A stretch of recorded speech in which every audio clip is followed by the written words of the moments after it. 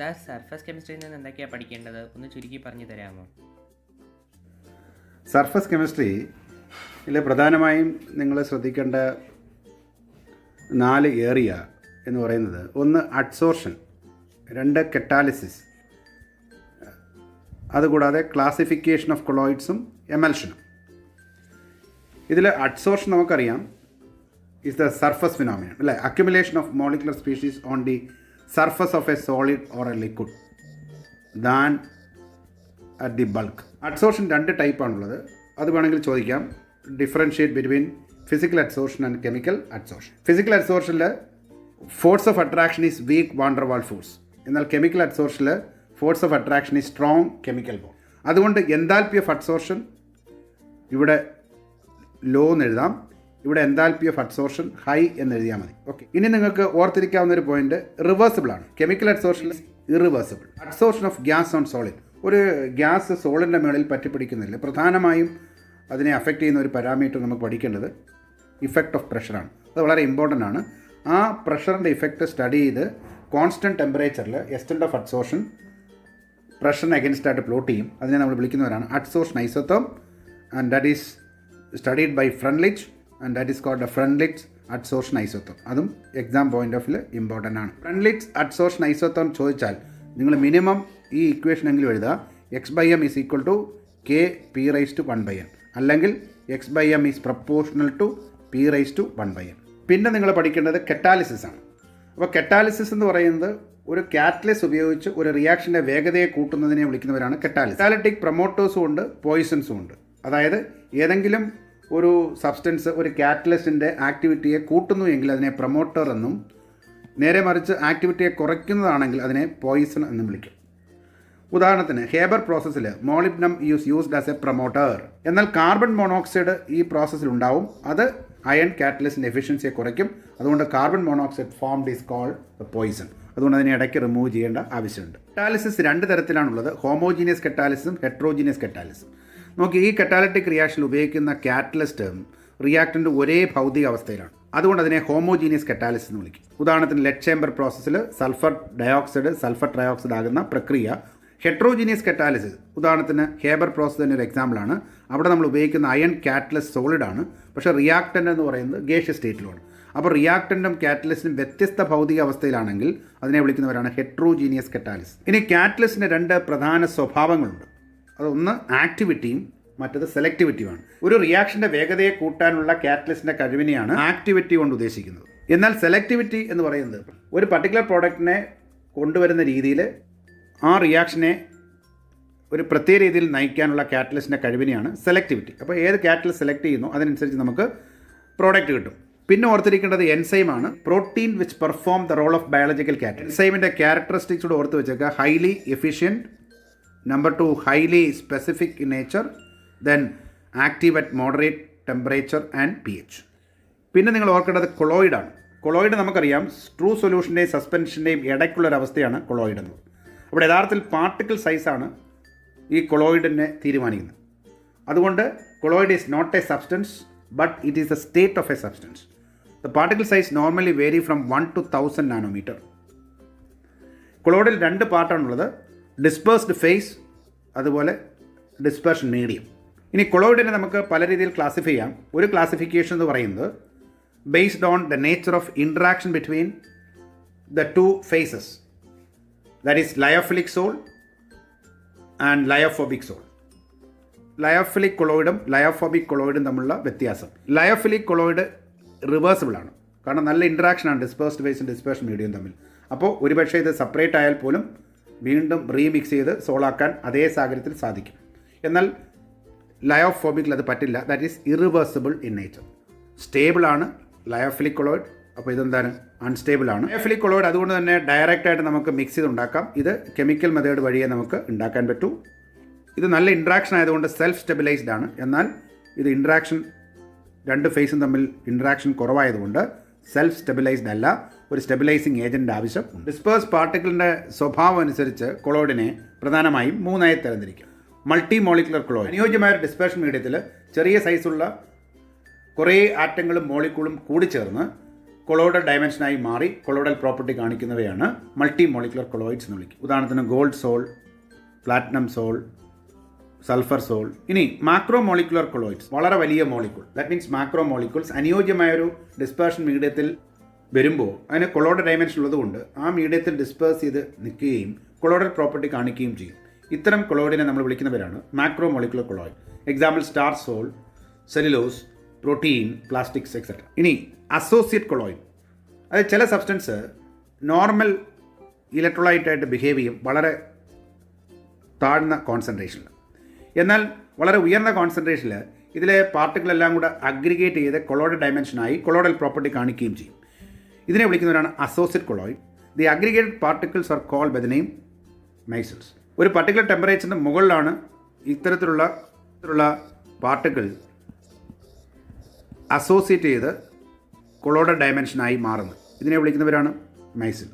And this micelle formation takes place only above a particular temperature, and that is called the Kraft temperature, and again above a particular concentration, and that is called critical micelle concentration or CMC. കൊളോയിഡ്സിൻ്റെ പ്രിപ്പറേഷനാണ്. അത് നമുക്ക് വളരെ reactivity കുറഞ്ഞ metal soul ഉണ്ടാക്കാൻ നമുക്ക് ഉപയോഗിക്കാവുന്നൊരു മെത്തേഡാണ് electrical dispersion അല്ലെങ്കിൽ ബ്രെഡിക് ആർക്ക് method.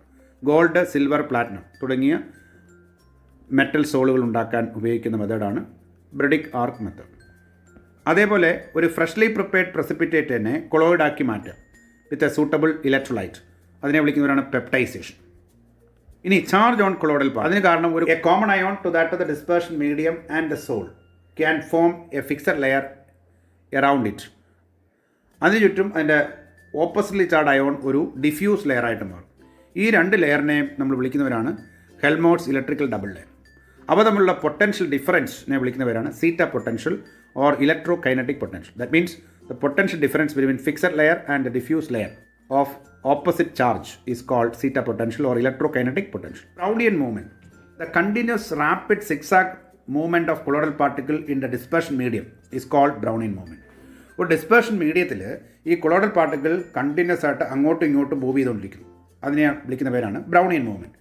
ഇത് കണ്ടെത്തിയത് റോബർട്ട് ബ്രൗൺ. കൊളോയിഡ് കാണിക്കുന്ന ഒരു ഓപ്റ്റിക്കൽ പ്രോപ്പർട്ടിയാണ് Tyndall effect. That means the phenomenon of scattering of light by colloidal particle. Light കടന്നു പോകുന്ന പാത നമുക്ക് ഇലൂമിനേറ്റ് ആയി കാണും, തിളങ്ങി കാണും. ആ ബ്രൈറ്റ് കോൺ ഓഫ് ലൈറ്റിനെ വിളിക്കുന്നവരാണ് ടിൻഡൽ കോൺ. അപ്പോൾ ടിൻഡൽ ഇഫക്റ്റ് കാണിക്കണമെങ്കിൽ രണ്ട് കണ്ടീഷൻ മീറ്റ് ചെയ്യണം. ഒന്ന്, diameter of the dispersed particle should not be much smaller than the wave length of light use. ഉപയോഗിക്കുന്ന ലൈറ്റിൻ്റെ വേവ് ലെങ്തിനേക്കാൾ വളരെ താഴെയാകാൻ പാടില്ല ഡിസ്പേഴ്സ്ഡ് പാർട്ടിക്കിളിൻ്റെ ഡയമീറ്റർ.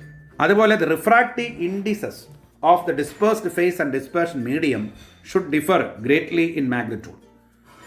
അതായത് ഡിസ്പേഴ്സ്ഡ് ഫേസിൻ്റെ ഡിസ്പേർഷൻ മീഡിയത്തിൻ്റെ റിഫ്രാക്റ്റീവ് ഇൻഡെക്സിൽ നല്ല വ്യത്യാസം ഉണ്ടാകണം. ഇനി coagulation or precipitation of colloid, the process of setting of colloidal particle is called coagulation. ഒരു കൊളോയിഡൽ പാർട്ടിക്കിൾ ചാർജ് ഉണ്ടെന്ന് നമ്മൾ കണ്ടു. ഈ ചാർജ് നഷ്ടപ്പെട്ട് ആ കൊളോയിഡൽ പാർട്ടിക്കിൾ സെറ്റിൽ ആവും. ഇതിനെ വിളിക്കുന്നവരാണ് കൊയാഗുലേഷൻ ഓർ പ്രസിപ്പിറ്റേഷൻ. ഇതിനെക്കുറിച്ചൊരു നിയമമുണ്ട്, അതും ഇമ്പോർട്ടൻ്റ് ആണ്. ഹാർഡി-സൂക്സ് റൂൾ. ആക്റ്റീവ് അയോണിൻ്റെ ചാർജ് കൂടുന്നതിനനുസരിച്ച് കൊയാഗുലേറ്റിംഗ് പവർ കൂടും, അതുകൊണ്ട് കൊയാഗുലേറ്റിംഗ് വാല്യൂ കുറയും. സാധാരണ ഒരു ലയോഫോബിക് കൊളോയിഡ് പെട്ടെന്ന് കൊയാഗുലേറ്റ് ചെയ്യും. ആ കൊയാഗുലേഷനെ നമുക്ക് പ്രിവെൻറ്റ് ചെയ്യാൻ വേണ്ടി നമ്മൾ ഒരു ലയോഫിലിക് കൊളോയിഡിനെ പ്രൊട്ടക്റ്റീവ് കൊളോയിഡായിട്ട് ചേർക്കും. And that is what is called protection of colloid.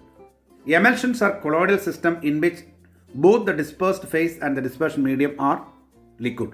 That means liquid colloidal system ആണ് എന്ത് എമൽഷൻ. അത് രണ്ട് ടൈപ്പാണ്. ഓയിൽ ഇൻ വാട്ടർ ടൈപ്പ്, ഉദാഹരണത്തിന് മിൽക്ക്. അപ്പോൾ അവിടെ ഓയിൽ എന്ന് പറയുന്നത് ഡിസ്പേഴ്സ്ഡ് ഫേസും വാട്ടർ എന്നുള്ളത് ഡിസ്പേർഷൻ മീഡിയമാണ്. Water in oil type, water is the dispersed phase and oil is the dispersion medium. ഉദാഹരണത്തിന് ബട്ടർ, ക്രീം എക്സെട്ര. ഇവരെ എങ്ങനെ തിരിച്ചറിയാം? ഓയിൽ ഇൻ വാട്ടർ ടൈപ്പിനെ ഡൈലൂട്ട് ചെയ്യാൻ പറ്റും, അങ്ങനെ തിരിച്ചറിയാം. എന്നാൽ water in oil type cannot be diluted. Sir, ആറാമത്തെ യൂണിറ്റിൽ നിന്ന് എന്തൊക്കെ പഠിക്കണം? എല്ലാ എക്സ്ട്രാക്ഷനും പഠിക്കണോ? ആറാമത്തെ യൂണിറ്റിൽ നിന്ന് പ്രധാനമായും പഠിക്കേണ്ടത് concentration of force, extraction of crude metal from concentrated ore, Ellingham diagram, extraction of iron, അതുപോലെ Hall Heroult process, extraction of aluminium. അവസാനമായി റിഫൈനിങ് ഓഫ് ഇംപ്യൂർ മെറ്റൽ. അപ്പോൾ എക്സ്ട്രാക്ഷനിൽ പ്രധാനമായും നിങ്ങൾ പഠിക്കേണ്ടത് അയണിൻ്റെയും അലുമിനിയത്തിൻ്റെയാണ്. ഓറിൽ അടങ്ങിയിരിക്കുന്ന എർത്തി ഇമ്പ്യൂരിറ്റീസിനെയാണ് ഗ്യാങ് എന്ന് പറയുന്നത്. ഈ ഗ്യാങ്ങിനെ റിമൂവ് ചെയ്യാനുള്ള പ്രക്രിയയാണ് കോൺസെൻട്രേഷൻ ഓഫ് ഓർ കൊണ്ട് ഉദ്ദേശിക്കുന്നത്. ഓറിൻ്റെയും ഗ്യാങ്ങിൻ്റെയും പ്രോപ്പർട്ടിയിലുള്ള വ്യത്യാസം കണക്കിലെടുത്ത് 4 പ്രധാന മാർഗ്ഗങ്ങൾ വഴി ഓറിനെ ശുദ്ധീകരിക്കാം. അതിലൊന്ന് ഹൈഡ്രോളിക് വാഷിംഗ്, അതായത് ഓറിനെ വളരെ ചെറിയ തരികളായി പൊടിച്ചിട്ട് ഒരു സ്ട്രീം ഓഫ് വാട്ടറിൽ കഴുകുമ്പോൾ വെയിറ്റ് കുറഞ്ഞ എർത്തി ഇമ്പ്യൂരിറ്റീസ് ആ ഒഴുക്ക് വെള്ളത്തിൽ ഒഴുകിപ്പോവുകയും ഭാരം കൂടിയ ഓർ പാർട്ടുകൾ താഴെ അടിയുകയും ചെയ്യും. എന്നാൽ ഓറോ അല്ലെങ്കിൽ അതിലടങ്ങിയിരിക്കുന്ന ഇമ്പ്യൂരിറ്റിയോ മാഗ്നറ്റിക് പ്രോപ്പർട്ടി ഉള്ളതാണെങ്കിൽ അതിനെ നമുക്കൊരു മാഗ്നറ്റിക് സെപ്പറേറ്റർ ഉപയോഗിച്ച് വേർതിരിക്കാം. അതിനെ വിളിക്കുന്നവരാണ് മാഗ്നറ്റിക് സെപ്പറേഷൻ. ഭാരം കുറഞ്ഞ സൾഫൈഡ് ഓറാണെങ്കിൽ അതിനെ നമുക്ക് ശുദ്ധീകരിക്കാൻ 4th ഫ്ലോട്ടേഷൻ പ്രോസസ്സ് ഉപയോഗിക്കാം. അപ്പോൾ ഈ പ്രോസസ്സിൽ പൊടിച്ച ഓറ് വലിയൊരു വെള്ളം നിറച്ച ടാങ്കിലിട്ടിട്ട് അതിലേക്ക് പൈൻ ഓയിൽ കളക്ടറായിട്ട് ആഡ് ചെയ്യാം. 4th സ്റ്റെബിലൈസേഴ്സായിട്ട് ക്രസോളോ അനിലിനോ ഉപയോഗിക്കാം. എന്നിട്ട് ഇതിനെല്ലാം കൂടെ അടിച്ച് കലക്കുന്നു നമ്മൾ. അപ്പോൾ പതഞ്ഞ് പൊങ്ങും. അപ്പോൾ ഓയിൽ പതയോടൊപ്പം മേളി വരുമ്പോൾ ഈ ഓർ പാർട്ടിക്കിളിനെ ഓയിൽ നനയ്ക്കും. അപ്പോൾ ഓർ പാർട്ടിക്കിളിനെയും കൂടെ എടുത്തുകൊണ്ട് ഓയിലും മുകളിലേക്ക് വരികയും അങ്ങനെ പതഞ്ഞ് മേളിൽ നിൽക്കുകയും ആ പതയെ നമുക്ക് ഒരു സെറ്റിലിംഗ് ടാങ്കിലോട്ട് മാറ്റിക്കഴിയുമ്പോൾ ഓർ പാർട്ടിക്കിളിനെ അവിടെ നിന്ന് വേർതിരിച്ചെടുക്കാം. എന്നാൽ വെയിറ്റ് കൂടിയ ഗ്യാങ് പാർട്ടിക്കിൾ വെള്ളത്തിൽ നനയുകയും അവ ടാങ്കിൻ്റെ അടിയിൽ സെറ്റിൽ ചെയ്യുകയും ചെയ്യും. ഇതാണ് 4th ഫ്ലോട്ടേഷൻ പ്രോസസ്സ്. ഓറിനെ ശുദ്ധീകരിക്കുന്ന മറ്റൊരു മെത്തേഡാണ് ലീച്ചിങ്. ഈ മെത്തേഡിൽ ഓറിനെ അനുയോജ്യമായൊരു സോൾവെൻറ്റിൽ ഡിസോൾവ് ചെയ്യിക്കും. അപ്പോൾ ശുദ്ധമായ ഓർ പാർട്ടിക്കിൾ ആ സോൾവെൻറ്റിൽ അലിഞ്ഞു ചേരുകയും ഇമ്പ്യൂരിറ്റി അലിയാതെ നിൽക്കുകയും അതിനെ നമുക്ക് ഫിൽട്ടർ ചെയ്ത് മാറ്റാൻ സാധിക്കുകയും ചെയ്യും. എന്നിട്ട് ഈ അലിഞ്ഞ് ചേർന്ന ഓർ പാർട്ടിക്കിളിനെ നമ്മൾ എന്ത് ചെയ്യും? പ്രസിപ്പിറ്റേറ്റ് ചെയ്ത് പുറത്തെടുക്കും. ഇതാണ് ലീച്ചിങ്. ഉദാഹരണത്തിന് അലുമിനിയത്തിൻ്റെ ഓറായ ബോക്സൈറ്റിനെ ശുദ്ധീകരിക്കുന്നത് ലീച്ചിങ് വഴിയാണ്. ആ പ്രോസസ്സിനെ നമ്മൾ വിളിക്കുന്ന പേരാണ് ബേസ് പ്രോസസ്സ്. ഈ പ്രോസസ്സിൽ 3 സ്റ്റെപ്പുകളാണുള്ളത്. ആദ്യം ബോക്സൈറ്റ് ഓറിനെ NaOH സൊല്യൂഷൻ ഉപയോഗിച്ച് ട്രീറ്റ് ചെയ്യുമ്പോൾ സോഡിയം ഹൈഡ്രോക്സൈഡിൽ ബോക്സൈറ്റിലെ ശുദ്ധമായ അലുമിനിയം ഓക്സൈഡ് അലിഞ്ഞു ചേർന്ന് ഒരു വാട്ടർ സോൾബിൾ കോംപ്ലക്സ് ആയ സോഡിയം അലുമിനേറ്റ് ആയിട്ട് മാറും. ഈ സൊല്യൂഷനിലേക്ക് carbon dioxide gas pass ചെയ്ത് ന്യൂട്രലൈസ് ചെയ്ത് ഹൈഡ്രേറ്റഡ് അലുമിനിയം ഓക്സൈഡായിട്ട് പ്രസിപ്പിറ്റേറ്റ് ചെയ്യുന്നു. ഇങ്ങനെ കിട്ടിയ ഹൈഡ്രേറ്റഡ് അലുമിനിയം ഓക്സൈഡിനെ ഫിൽട്ടർ ചെയ്ത് വാഷ് ചെയ്തതിന് ശേഷം ഹീറ്റ് ചെയ്താൽ അത് ഡീഹൈഡ്രേഷൻ നടന്ന് ശുദ്ധമായ അലുമിനിയം ഓക്സൈഡായി മാറും. ഈ കോൺസെൻട്രേഷൻ മെത്തേഡിൽ നമ്മൾ ഉപയോഗിച്ച ചില വസ്തുക്കൾ ചേരുംപടി ചേർക്കാനായിട്ട് ചോദിക്കാം. ഉദാഹരണത്തിന് zinc sulphide 4th flotation process, Fe3O4 magnetic property ഉള്ളതാണ്. അപ്പോൾ magnetic separation. Al2O3 aluminium oxide leaching. Sodium cyanide it is used as a depressant. Xanthate is used as a collector in 4th flotation process. കുറേ ore തന്നിട്ട് അതിൻ്റെ concentration method എഴുതാനും ചോദിക്കാം. Or concentration നടന്നു കഴിഞ്ഞാൽ ആ ഓർ ഓക്സൈഡ് ഓർ അല്ലെങ്കിൽ അതിനെ ഓക്സൈഡ് ഓർ ആക്കുക എന്നുള്ളതാണ് അടുത്ത സ്റ്റെപ്പ്. അത് കാർബണേറ്റ് ഓർ ആണെങ്കിൽ എയറിൻ്റെ ആബ്സെൻസിൽ ചൂടാക്കി അതിനെ മെറ്റൽ ഓക്സൈഡായിട്ട് മാറ്റാം. That is called calcination. എന്നാൽ ഒരു സൾഫൈഡ് ഓർ ആണെങ്കിൽ എയറിൻ്റെ സാന്നിധ്യത്തിൽ ചൂടാക്കി മെറ്റൽ ഓക്സൈഡായിട്ട് മാറ്റുന്നു. അതിനെ വിളിക്കുന്നവരാണ് റോസ്റ്റിംഗ്. അങ്ങനെ കാൽസിനേഷൻ വഴി carbonate ore is convert to metal oxide.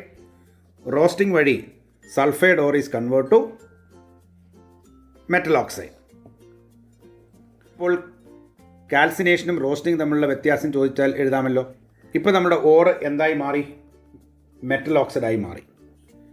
അങ്ങനെ മെറ്റൽ ഓക്സൈഡ് ആയിക്കഴിഞ്ഞാൽ നമുക്ക് 3ാമത്തെ സ്റ്റെപ്പിലേക്ക് പോകാം. That is called reduction. Reduction of metal oxide to metal ഓക്സൈഡിനെ മെറ്റലാക്കുക. അവിടെ നമുക്ക് പ്രധാനമായും 3 രീതിയിൽ ഈ റിഡക്ഷൻ പ്രക്രിയ നടത്താൻ സാധിക്കും. നമ്മുടെ മെറ്റൽ ഓക്സൈഡ് അല്ല മെറ്റൽ വളരെ റിയാക്ടിവിറ്റി കുറഞ്ഞ മെറ്റലാണെങ്കിൽ അവിടെ തെർമൽ റിഡക്ഷൻ ഉപയോഗിച്ചാൽ മതിയാകും. അതായത് ആ മെറ്റൽ ഓക്സൈഡിനെ ചൂടാക്കുക. അപ്പോൾ അത് ഡീകമ്പോസ് ചെയ്യുന്ന മെറ്റലും ഓക്സിജനുമായിട്ട് വേർതിരിയും. For example mercuric oxide. എന്നാൽ നമ്മുടെ മെറ്റൽ ഓക്സൈഡിലെ മെറ്റൽ മോഡറേറ്റ്ലി റിയാക്റ്റീവ് മെറ്റലാണെന്ന് വിചാരിക്കും. വളരെയധികം റിയാക്ടിവിറ്റി കൂടിയ മെറ്റലല്ല, എന്നാൽ വളരെയധികം റിയാക്ടിവിറ്റി കുറഞ്ഞ മെറ്റലും അല്ല. അതിൻ്റെ ഓക്സൈഡ് ആണെന്ന് വിചാരിക്കും. അങ്ങനെയാണെങ്കിൽ നമുക്ക് അനുയോജ്യമായൊരു കെമിക്കൽ ഉപയോഗിച്ച് ഇതിനെ റെഡ്യൂസ് ചെയ്യാം. അതാണ് കെമിക്കൽ റിഡക്ഷൻ. അപ്പം ഏത് സബ്സ്റ്റൻസിനെ റെഡ്യൂസിങ് ഏജൻ്റായിട്ട് ഉപയോഗിക്കണം എന്നുള്ളത് രണ്ട് പ്രധാനപ്പെട്ട കാര്യങ്ങളെ ആശ്രയിച്ച് നമുക്ക് തീരുമാനിക്കാം. ഒന്ന്, thermodynamic principle of metallurgy. Thermodynamic principle of metallurgy, അതായത് നമ്മൾ ചൂസ് ചെയ്യേണ്ട റെഡ്യൂസിങ് ഏജൻ്റെ ഓക്സൈഡ് ഫോർമേഷൻ്റെ standard free energy of formation value must be large negative than the oxide formation concern metal. Then the coupled reaction has delta G negative. Therefore, the reduction of that metal oxide by that reducing agent is feasible. ഇതാണ് thermodynamic principle of metallurgy. ഇത് കൂടാതെ എല്ലിംഗ്ഹാം diagram ഉപയോഗിച്ചും നമുക്ക് റിഡക്ഷന് ആവശ്യമായ reducing ഏജൻറ്റിനെ choose ചെയ്യാം. അപ്പോൾ എന്താണ് Ellingham diagram? It's a plot of standard free energy of oxide formation of an element against the Kelvin temperature. What is the significance of this plot? It is used to select the reducing agent for a particular reduction of metal oxide. ഏതെങ്കിലും ഒരു metal ഓക്സൈഡിൻ്റെ റിഡക്ഷന് ആവശ്യമായ reducing എന്നെ choose ചെയ്യാൻ പറ്റും എന്നുള്ളതാണ് എല്ലിംഗ്ഹാം ഡയഗ്രത്തിൻ്റെ പ്രാധാന്യം. അങ്ങനെ choose ചെയ്യണമെങ്കിൽ ആരെയാണോ നമ്മൾ റെഡ്യൂസിങ് ഏജൻ്റായിട്ട് ചൂസ് ചെയ്യുന്നത്, ഒരു മെറ്റൽ ഓക്സൈഡിനെ മെറ്റലായിട്ട് റെഡ്യൂസ് ചെയ്യാൻ, അപ്പോൾ ആ റെഡ്യൂസിങ് ഏജൻ്റ് ഓക്സൈഡ് ഫോർമേഷൻ്റെ ഗ്രാഫ് മെറ്റൽ ഓക്സൈഡായിട്ട് മാറുന്ന ഗ്രാഫിനേക്കാളും താഴെ കിടക്കണം. Therefore, the coupled reaction has delta G negative. Therefore, the reduction of that metal oxide by that reducing agent is feasible. Extraction of iron. അയണെ എക്സ്ട്രാക്ട് ചെയ്യുന്നത് ഹേമറ്റൈറ്റ് ഓറിൽ നിന്നാണ്. ആ ഹേമറ്റൈറ്റ് ഓറിനെ നമുക്ക് ഹൈഡ്രോളിക് വാഷിംഗ് വഴി ശുദ്ധീകരിക്കാം. അതിനുശേഷം നമ്മൾ റിഡക്ഷൻ നടത്തുന്നത് ഒരു പ്രത്യേകം നിർമ്മിച്ചിട്ടുള്ള ബ്ലാസ്റ്റ് ഫർണസിലാണ്. അവിടെ ഏറ്റവും താഴെയെന്ന് blast of hot air introduce ചെയ്യും. ഫർണസിൻ്റെ മുകളിൽ നിന്ന് കോൺസെൻട്രേറ്റ് ചെയ്ത അയൺ ഓക്സൈഡിൻ്റെ ഒപ്പം അതിനാവശ്യമായി വരുന്ന കോക്കും ലൈം സ്റ്റോണും കൂടി ആഡ് ചെയ്യുന്നു. അങ്ങനെ ഇവിടെ പ്രധാനപ്പെട്ട 4 സോണിൽ നടക്കുന്ന റിയാക്ഷൻ ഉണ്ട്. ആദ്യത്തെ സോൺ 2170 കെൽവിൻ ആണ്. That is called zone of combustion. അവിടെ കോക്ക് ഓക്സിജനിൽ കത്തി കാർബൺ ഡയോക്സൈഡായിട്ട് മാറുന്നു. അതിന് മുകളിൽ 1570 kelvin, that is called zone of fusion. Coke വീണ്ടും കാർബൺ ഡയോക്സൈഡുമായിട്ട് ചേർന്ന് കാർബൺ മോണോക്സൈഡ് ആവും. അങ്ങനെ ബ്ലാസ്റ്റ് ഫർണസിൽ ഉള്ള റെഡ്യൂസിങ് ഏജൻ്റായ കാർബൺ മോണോക്സൈഡ് ഉണ്ടാകും. അതിന് തൊട്ട് മേളിൽ 1270 കെൽവിനിൽ, that is called zone of slag formation. ഈ ടെമ്പറേച്ചറിൽ നമ്മൾ ആഡ് ചെയ്ത ലൈം സ്റ്റോൺ ഡീകമ്പോസ് ചെയ്ത് കാൽസ്യം ഓക്സൈഡും കാർബൺ ഡയോക്സൈഡായിട്ട് മാറും. ഈ കാൽസ്യം ഓക്സൈഡ് അയൺ ഓറിലുള്ള സിലിക്ക ഇമ്പ്യൂരിറ്റിയെ ഒരു ഫ്യൂസിബിൾ സ്ലാഗായ കാൽസ്യം സിലിക്കേറ്റായിട്ട് മാറ്റും. അങ്ങനെ silica free iron oxide is reduced at the top of the furnace. അവിടെ ടെമ്പറേച്ചർ എന്ന് പറയുന്നത് 1070 Kelvin. That is called zone of reduction. അവിടെ Fe2O3 കാർബൺ മോണോക്സൈഡ് എന്ന റെഡ്യൂസിങ് ഏജൻ്റിൻ്റെ സാന്നിധ്യത്തിൽ 3 സ്റ്റെപ്പുകളിലായി അവസാനം അയണായി മാറും. ഈ അയൺ നമുക്ക് ബ്ലാസ്റ്റ് ഫർണസിൽ നിന്ന് കിട്ടും. ഇതിൽ താരതമ്യേന കാർബൺ പെർസെൻറ്റേജ് വളരെ കൂടുതലാണ്. അങ്ങനെ കിട്ടുന്ന അയണെ, ബ്ലാസ്റ്റ് ഫർണസിൽ നിന്ന് കിട്ടുന്ന അയണെ നമ്മൾ വിളിക്കുന്നവരാണ് പിഗ് അയൺ. റിയാക്ടിവിറ്റി വളരെ കൂടിയ മെറ്റലിൻ്റെ ഓക്സൈഡിനെ നമുക്ക് എങ്ങനെ റിഡക്ഷൻ നടത്താം? അതിന് അനുയോജ്യമായ ഒരു റെഡ്യൂസിങ് ഏജൻറ്റ് പ്രാക്ടിക്കലി ഫീസിബിൾ അല്ല.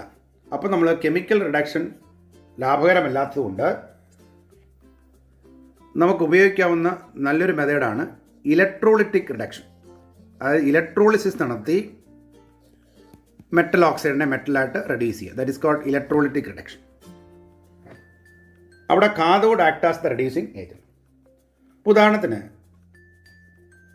Pure alumina is reduce to aluminium by electrolytic reduction called the Hall-Heroult process. ഈ ഹാൾ-ഹെറോൾഡ് പ്രോസസ്സിൽ ഒരു ഇലക്ട്രോളിറ്റിക് സെൽ ഉണ്ട്, ഈ അകത്തൊരു കാർബൺ ലൈനിങ് ഉണ്ട്, and that act as the negative electrode called cathode. A series of graphite rod is used and that act as the anode. Electrolysis നടത്തുമ്പോൾ aluminium oxide dissociate ചെയ്ത് Al3+ഉം O2- അയോണായിട്ട് മാറും. ഈ Al3+ കാഥോഡിലേക്ക് ചെല്ലും. Cathode is negative. അവിടെ ചെന്ന് ഇലക്ട്രോണെ gain ചെയ്യും, that is called reduction. എന്നിട്ട് melt ഫോമിൽ അലുമിനിയം കാഥോഡിൽ ഡെപ്പോസിറ്റ് ചെയ്യും. ഇനി ആനയോൺ ആയ ഓക്സൈഡ് അയോൺ ആനോണിൽ ചെന്ന് ഓക്സിഡൈസ് ചെയ്താൽ, അത് ഫ്രീ ഓക്സിജനായിട്ട് മാറിയാൽ ഉണ്ടായ അലുമിനിയത്തെ വീണ്ടും ഓക്സിഡൈസ് ചെയ്യുമല്ലോ. അത് ഒഴിവാക്കാൻ വേണ്ടി നമ്മൾ പർപ്പസായിട്ട് ആനോഡ് ഗ്രാഫൈറ്റ് റോഡായിട്ട് തന്നെ എടുക്കുന്നു. അപ്പോൾ ഈ ഓക്സൈഡ് അയോൺ ഗ്രാഫൈറ്റ് റോഡുമായിട്ട് കെമിക്കലി റിയാക്ട് ചെയ്ത് ഓക്സിഡൈസ് ചെയ്ത് കാർബൺ മോണോക്സൈഡോ കാർബൺ ഡൈ ഓക്സൈഡോ കത്തിപ്പോവും. അതുകൊണ്ടാണ് അലുമിനിയത്തിൻ്റെ മെറ്റലർജിയിൽ ആനോഡ് എന്ന് പറയുന്ന ഗ്രാഫൈറ്റ് റോഡ് ഇടയ്ക്കിടയ്ക്ക് മാറ്റി സ്ഥാപിക്കണം എന്ന് പറയുന്നതിൻ്റെ കാരണം അതാണ്. ഈ ഇലക്ട്രോളിക് സെല്ലിൽ അലുമിനയോടൊപ്പം Al2O3 നമ്മൾ ഉപയോഗിക്കുന്ന ഒരു വസ്തുവാണ് ക്രയോലൈറ്റ്, Na3Al_F6. ഈ ക്രയോലൈറ്റ് ഉപയോഗിക്കുന്നത് പ്രധാനമായും അലുമിനയുടെ മെൽറ്റിംഗ് പോയിൻറ്റിനെ കുറയ്ക്കുക, കണ്ടക്ടിവിറ്റി കൂട്ടുക, കൂടാതെ സോൾവെൻ്റായിട്ട് ആക്ട് ചെയ്യുക. റിഡക്ഷന് ശേഷം കിട്ടുന്ന മെറ്റൽ 100% പ്യുവർ ആയിരിക്കില്ല. അപ്പോൾ അത്തരത്തിൽ കിട്ടുന്ന ഇംപ്യൂർ മെറ്റലിനെ ശുദ്ധീകരിക്കുക എന്നുള്ളതാണ് മെറ്റലർജിയിലെ ലാസ്റ്റ് സ്റ്റെപ്പ് എന്ന് പറയുന്നത്. അത് കിട്ടിയ മെറ്റലും അതിനകത്ത് അടങ്ങിയിരിക്കുന്ന ഇമ്പ്യൂരിറ്റിയുടെ സ്വഭാവം അനുസരിച്ച് നമുക്ക് വ്യത്യസ്ത മെത്തേഡുകളുണ്ട്. ഒന്ന് ഡിസ്റ്റിലേഷൻ. വോളറ്റൈൽ മെറ്റലിൻ്റെ കേസിലാണ് നമ്മൾ ഉപയോഗിക്കുന്നത്. ഹീറ്റ് ചെയ്യുമ്പോൾ പെട്ടെന്ന് മെറ്റൽ വേപ്പറായി പോകുന്നു. ആ വേപ്പറിനെ കണ്ടൻസ് ചെയ്ത് പ്യുവർ മെറ്റലിനെ കളക്ട് ചെയ്യുന്നു. ഇമ്പ്യൂരിറ്റി അവിടെ തന്നെ ഇരിക്കും. For example, zinc, mercury can be refined by distillation. Liquation എന്ന് പറയുന്ന മെത്തേഡ് പ്രധാനമായും നമ്മൾ ഉപയോഗിക്കുന്നത് വളരെ പെട്ടെന്ന് ഉരുകുന്ന മെറ്റലിന് വേണ്ടിയാണ്. ഉദാഹരണത്തിന് tin can be refined by liquation. പിന്നെ മിക്കവാറും എല്ലാ കേസിലും നമുക്ക് ഉപയോഗിക്കാൻ പറ്റുന്നതും അതേപോലെ ഏറ്റവും കോമൺ ആയിട്ട് നമുക്ക് ഉപയോഗിക്കാവുന്ന ഒരു മെത്തേഡാണ് ഇലക്ട്രോളിറ്റിക് റിഫൈനിങ്. ഇലക്ട്രോളിറ്റിക് റിഫൈനിങ് അവിടെ ഏത് മെറ്റലിനെയാണോ ശുദ്ധീകരിക്കേണ്ടത് അതിനെ ആനോഡായിട്ടും അതിൻ്റെ തന്നെ ഒരു ശുദ്ധമായ തകിട് കാഥോഡായിട്ടും എടുക്കുക. എന്നിട്ട് ആ മെറ്റലിൻ്റെ അയോൺ ഇലക്ട്രോലൈറ്റായിട്ട് എടുക്കുക. ഇലക്ട്രോളിസ് നടത്തുമ്പോൾ ശുദ്ധമായ മെറ്റൽ ആനോഡിൽ നിന്ന് ഇലക്ട്രോണെ ലൂസ് ചെയ്ത് സൊല്യൂഷനിലേക്ക് വരികയും ആ സൊല്യൂഷന് ശുദ്ധമായ മെറ്റൽ റിഡക്ഷൻ നടന്ന് കാഥോഡിൽ പറ്റിപ്പിടിക്കുകയും ചെയ്യും. അവസാനം cathode gives the pure metal, and that is electrolytic refining. പിന്നെ നമ്മൾ ഉപയോഗിക്കുന്ന ഒരു മെത്തേഡാണ് സോൺ റിഫൈനിങ്. അത് സെമി കണ്ടക്ടേഴ്സിനെ റിഫൈൻ ചെയ്യാൻ ഉപയോഗിക്കുന്ന മെത്തേഡാണ് zone refining. The impurities are more soluble in the melt than in the solid state of the metal. അങ്ങനെ ഒരു ഹീറ്റ് സോഴ്സ് ഉപയോഗിച്ച് ഉരുക്കി ഇമ്പ്യൂരിറ്റി ഒരേ സൈഡിൽ കൊണ്ടുപോയി അതിനെ അവസാനം കട്ട് ചെയ്ത് കളഞ്ഞിട്ട് ഓപ്പോസിറ്റ് സൈഡിൽ ആ സെമി കണ്ടക്ടർ പതുക്കെ ക്രിസ്റ്റലൈസ് ചെയ്ത് ശുദ്ധമായ രൂപത്തിൽ കിട്ടുകയും ചെയ്യും. അതാണ് സോൺ റിഫൈനിങ്. വേപ്പർ ഫേസ് റിഫൈനിങ്ങിൽ നമ്മൾ ഒരു ഇമ്പ്യൂർ മെറ്റലിനെ അനുയോജ്യമായ ഒരു സബ്സ്റ്റൻസ് വെച്ച് ചൂടാക്കി അതിലുള്ള ശുദ്ധമായ മെറ്റലിനെ ഒരു വോളറ്റൈൽ കോമ്പൗണ്ടാക്കി മാറ്റും. ആ വോളറ്റൈൽ കോമ്പൗണ്ട് പെട്ടെന്ന് തെർമൽ ഡീകമ്പോസിഷൻ നടക്കുന്നതായതുകൊണ്ട് അതിൽ നിന്ന് ശുദ്ധമായ മെറ്റലിനെ വേർതിരിച്ചെടുക്കാൻ പറ്റും. രണ്ട് മെത്തേഡുകളാണ് വേപ്പർ ഫേസ് റിഫൈനിങ്ങിൽ ഉള്ളത്. ഒന്ന് മോൺസ് പ്രോസസ്സ്, അത് നിക്കലിനെ ശുദ്ധീകരിക്കാൻ വേണ്ടി ഉപയോഗിക്കുന്ന മെത്തേഡാണ്. അവിടെ നമ്മൾ ഉപയോഗിക്കുന്ന സൂട്ടബിൾ സബ്സ്റ്റൻസ് എന്ന് പറയുന്ന കാർബൺ മോണോക്സൈഡാണ്. ഇപ്പോൾ നിക്കൽ കാർബൺ മോണോക്സൈഡ് ചേരുമ്പോൾ നിക്കൽ ടെട്രാ കാർബണൈൽ എന്ന് പറയുന്ന വോളറ്റൈൽ കോമ്പൗണ്ടായി മാറുകയും ആ നിക്കൽ ടെട്രാ കാർബണൈലിനെ നമ്മൾ ഹീറ്റ് ചെയ്യുമ്പോൾ അത് പെട്ടെന്ന് തന്നെ ഡീകമ്പോസ് ശുദ്ധമായ നിക്കലും കാർബൺ മോണോക്സൈഡുമായിട്ട് വേർതിരിയുകയും ചെയ്യും. ഇതേപോലെ വേപ്പർ ഫേസ് റിഫൈനിങ് നമ്മൾ സിർക്കോണിയത്തിനും ടൈറ്റാനിയത്തെയും ശുദ്ധീകരിക്കാൻ ഉപയോഗിക്കും. ആ ഒരു പ്രത്യേക പേരിലാണ് നമ്മൾ വിളിക്കുന്നത്. That is called van Arkel method. ഇപ്പോൾ van Arkel method is a typical vapour phase refining for the refining of zirconium and titanium. അവിടെ അനുയോജ്യമായ സബ്സ്റ്റൻസ് അയഡിനാണ്. എന്തിന്? ഇതിനെ ഒരു വോളറ്റൈൽ കോമ്പൗണ്ടാക്കി മാറ്റാൻ. അപ്പോൾ സിർക്കോണിയത്തെ അയഡിൻ വെച്ച് ട്രീറ്റ് ചെയ്യുമ്പോൾ ശുദ്ധമായ സിർക്കോണിയം അയഡിനുമായിട്ട് ചേർന്ന് സിർക്കോണിയം ടെട്രാ അയഡൈഡ് എന്ന് പറയുന്ന ഒരു വോളറ്റൈൽ കോമ്പൗണ്ടായി മാറുന്നു.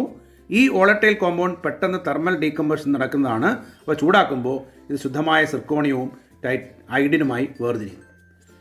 ഈ മെത്തേഡിനെ നമ്മൾ വിളിക്കുന്ന പേരാണ് വാൻ ആർക്കൽ മെത്തേഡ്. ടൈറ്റാനിയത്തെയും ഇതേപോലെ നമുക്ക് ശുദ്ധീകരിക്കാം. അവസാനമായി ക്രോമറ്റോഗ്രാഫിക് മെത്തേഡ്. ഒരു മിക്സറിൽ നമുക്ക് സെപ്പറേറ്റ് ചെയ്യേണ്ട വസ്തു വളരെ ചെറിയ അളവിലെ ഒരു മിക്സറിൽ അടങ്ങിയിട്ടുള്ളൂ.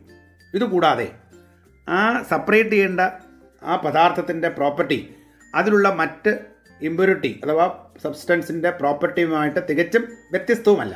അങ്ങനെ വരുമ്പോൾ നമുക്ക് ഉപയോഗിക്കാൻ പറ്റുന്ന ഏറ്റവും നല്ല മാർഗ്ഗമാണ് ക്രോമറ്റോഗ്രാഫിക് മെത്തേഡ്. ഇത്രയും കാര്യങ്ങൾ ഈ ചാപ്റ്ററിൽ നിന്ന് നിങ്ങൾ പഠിച്ചു വെക്കുക. യൂണിറ്റ് 6 നിന്ന് ഈ ക്വസ്റ്റ്യൻസൊക്കെ ഒന്ന് നോക്കി വെക്കുക.